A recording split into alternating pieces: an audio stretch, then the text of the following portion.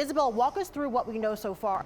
Brittany, it has been chaos here on Bergen Line Avenue since around 5 p.m. That's when Thanksgiving took a turn for the worse for these poor residents who live in this building on the corner, which went up in flames. Certainly was a shock for the mother and children who were in the house this morning. Let's take a look here at this gaping hole in the home right here.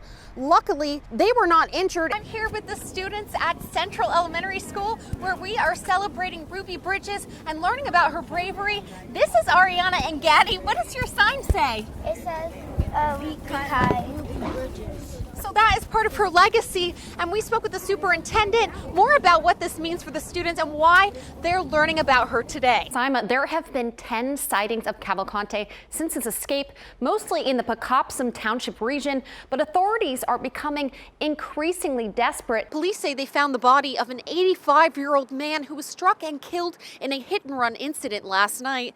This is not the first fatal car accident we've seen in Jersey City this week. Our Isabel Latourist is live tonight in Plainfield with more on what is next. Isabel. It's been over a week since dozens of residents were evicted from their Plainfield apartments on West 7th Street. Here on Arlington Ave, the same situation, the same landlord, and a very similar story. A lot of people lost a lot of things, and a lot of people don't have the money to go and buy more stuff. They don't even have the money to go and rent another apartment. This is the reality for hundreds of Plainfield residents who are facing uncertainty following a string of evictions in the area. The owner does have more properties that are either going to be shut down and have already been shut down. Blanco says that means a lot of families facing homelessness at the start of the school year. She says she's yet to speak with anyone who has received a long-term housing solution from the city. The narrative has been that everyone is in housing and that everyone has been taken care of, but that's just not the case. Flor Gonzalez says that's because the apartments house mostly families. We have places that have telling them that they're not going to rent them with children. We have places that then have told them, the rent is $2,000 plus $80 for each children. In a statement today, the Plainfield mayor encouraged the tenants to utilize the city's social services, which are based out of the Performing Arts Center.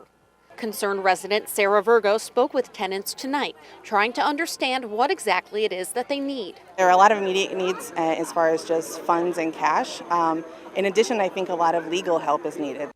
We spoke with a Plainfield city councilman who says he believes more than 100 residents from these Arlington Avenue buildings still haven't received any housing assistance from the city.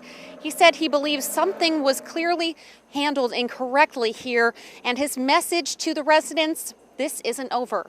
In Plainfield, Isabel Latourist, News 12 New Jersey. I heard that just a loud bang. Claude Bambury was standing in his yard across the street on Asbury Road when the bus took a turn for the worst. By the time I turned around, it was between the two trees already. The bus took out a mailbox and hit the utility pole before slamming into the corner of the house on this otherwise quiet road. It's the first I've seen something like this. Bambury says the police were quick to respond, initially unsure about possible injuries. We found that the bus had crashed into the living room section of the house.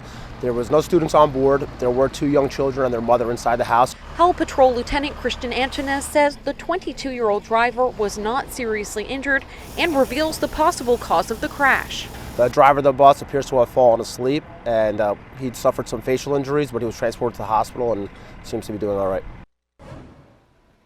It may have been a rainy day today, but that's not stopping people from coming out to East Brunswick's Winter Wonder Lights and enjoying the Christmas spirit from the backseat of their car.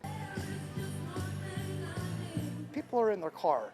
They don't have to get out. They can roll their windows up. Co-organizer of Winter Wonder Lights, Roger Abuchon, says this particular holiday activity is designed to withstand a gloomy forecast. They can stay warm when it's really cold, and our lights are, for the most part, weatherproof. With more than 2 million lights, the display brings joy to the community every year, going up the day after Thanksgiving and shining bright through the end of the year for families to enjoy.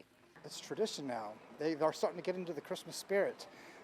They're spending quality family time in the car. They're singing to their songs. They're checking out the lights, and they're getting their oohs and ahs and their smiles on. The entrance fee is $30 per car, and you can purchase those tickets online or on site. Abuchon estimates that more than 15,000 vehicles come through each year, ready with snacks and good spirits. It's amazing. some popcorn, some hot chocolate, some tea for us. We love it, right? Yeah, Right, definitely. This holiday spectacular started 20 years ago as a passion project between two friends who share a love of Christmas lights. It's a hobby that turned into a profession. And this is no small feat. They say the setup takes 2 months, and each year the pair adds more lights to the show with one goal in mind. It's about, bringing the community together, bringing people out, smiles on people's faces. Regardless of the weather, this winter wonderland is open 7 days a week, rain or shine, for your enjoyment. As you can see, it does get a little busy here over the weekends, so if you want to try avoiding those crowds, you might come out during the week. In East Brunswick, Isabel, News 12, New Jersey.